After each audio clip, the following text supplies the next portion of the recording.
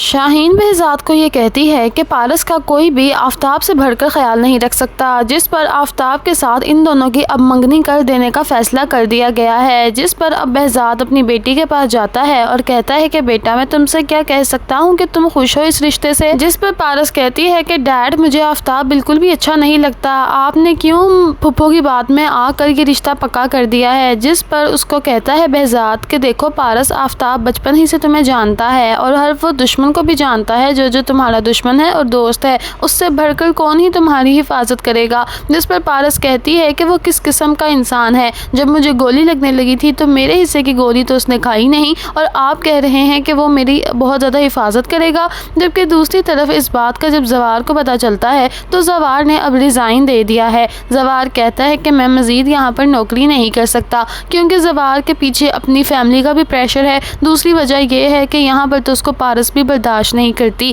زوار یہاں سے جب چلا جاتا ہے تو پیچھے سے پارس کو پتہ نہیں کیا ہو جاتا ہے، اس کے دل میں زوار کے لیے پیار آ گیا ہے، پارس کو پتہ نہیں کیوں زوار بہت اچھا لگنے لگ گیا ہے اور زوار کا ایسے نوکری چھوڑ کر جانا اس کو بہت دکھ دے رہا ہے۔ دوسری طرف زوار کا بھی یہی حال ہے، زوار کو بہت زیادہ پارس کی یاد آ رہی ہے اور وہ پھر سوچتا ہے کہ میں کس قسم کی باتیں سوچ رہا ہوں، وہ آسمان ہے اور میں زمین ہوں، وہ میری مالکن ہے اور میں ان کا غلام ہوں، مجھے ایسی باتیں نہیں سوچنی چاہیے کہ اتنی ہی دیر میں وہاں سے پھوپھی جان آ جاتی ہے۔ پارس کے پاس آتی ہے اس کی پھوپھو اور اس کے سر پر لال دوپٹہ دے دیتی ہے اور کہتی ہے کہ پارس میں تو بچپن ہی سے یہ چاہتی تھی کہ تم میری بہو بنو، تم آج کتنی خوبصورت لگ رہی ہو، بالکل میرے آفتاب کی دلہن لگ رہی ہو، تمہیں نظر ہی نہ لگ جائے، جس پر پارس کو غصہ آتا ہے اور وہ دوپٹہ نیچے پھینک دیتی ہے، کہتی ہے کہ پھوپھو مجھے ایسی باتیں اچھی نہیں لگتی، آپ پلیز اس قسم کی فارمیلٹیز مت کریں، جبکہ دوسری طرف آفتاب ہے کہ وہ بار بات پر اس کو فون کرتا ہے اور اس سے اظہار محبت کرتا ہے، جبکہ پارس کو یہ باتیں بالکل نہیں پسند۔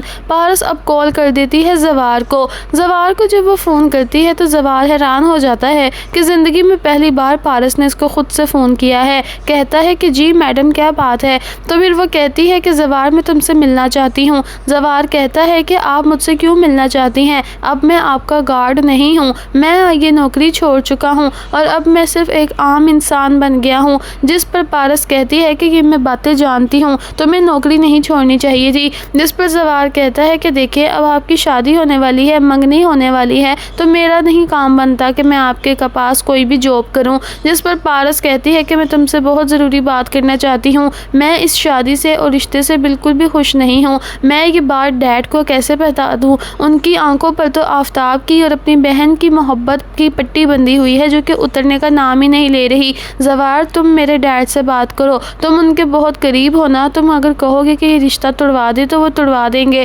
جس پر زوار کہتا ہے کہ دیکھیں میم میں ان کے بہت قریب ہوں، واقعی اس میں کوئی شک نہیں، لیکن یہ رشتہ آپ کے لیے اچھا ہے، آپ کے والد نے آپ کے لیے اچھا ہی فیصلہ کیا ہوگا۔ بہرحال پارس کو اب سمجھ نہیں آ رہی، اب پارس اس سے معافی بھی مانگ لیتی ہے، کہتی ہے کہ زوار مجھے معاف کر دو، میں نے تمہارے ساتھ اچھا نہیں کیا، میں تم سے بہت بدتمیزی کرتی تھی اور شاید تم سے بدتمیزی کرنے کی ہی سزا مجھے آفتاب کی شکل میں مل گئی ہے۔ ابھی وہ فون بند ہی کرتی ہے کہ اتنی ہی دیر میں پیچھے سے اس کی شمیم پھپھو آ جاتی ہے، کہتی ہے کہ بیٹا تمہارے ساتھ جانے کے لیے آفتاب باہر انتظار کر رہا ہے، تم دونوں نے شاپنگ نہیں کرنی اپنی منگنی کی، جس پر پارس کہتی ہے کہ پھپھو کون سی منگنی، تو وہ کہتی ہے کہ تم لوگوں کی اسی ہفتے منگنی ہے دھوم دھام سے، جس پر پارس اور زیادہ شاکڈ ہو جاتی ہے، کہتی ہے کہ پھپھو میری آج طبیعت ٹھیک نہیں ہے، میں نہیں جا پاؤں گی، آفتاب کو بولے خود ہی چلا جائے، یہ کہہ کر وہ اپنا دروازہ بند کر دیتی ہے، جس پر اس کی پھپھو بڑی ہی حیران ہوتی ہے کہ یہ لڑکی تو بہت ہی بد لحاظ ہے۔ بہرحال دوسری طرف اب پارس نے یہ فیصلہ کر لیا ہے